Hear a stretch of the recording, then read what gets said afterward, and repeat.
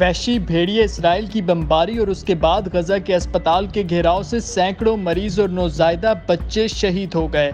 غزہ کے سب سے بڑے الشفا اسپتال کے کمپاؤنڈ میں شہید 179 فلسطینیوں کی اجتماعی قبر میں تدفین کر دی گئی۔ غزہ کے الشفا اسپتال کے ڈائریکٹر محمد ابو سلمیہ کا کہنا ہے کہ الشفا اسپتال میں موجود 179 لاشوں کو اسپتال کے کمپاؤنڈ میں اجتماعی قبر میں دفنایا گیا ہے۔ غیر ملکی خبر رساں ایجنسی کے مطابق ڈائریکٹر اسپتال ابو سلمیہ نے کہا کہ شہید فلسطینیوں کی لاشوں کو اجتماعی قبر میں دفن کرنے پر مجبور کیا گیا۔ رپورٹ میں بتایا گیا کہ اسپتال کے کمپاؤنڈ میں دفن کیے جانے والوں میں ICU میں مرنے والے شیرخوار بچے اور مریض شامل ہیں جو ایندھن نہ ہونے کے سبب دم توڑ گئے تھے۔ ایک طرف فلسطینی شہید ہو رہے ہیں تو دوسری طرف امت مسلمہ کے لیڈران خاموش تماشائی بنے تماشا دیکھ رہے ہیں۔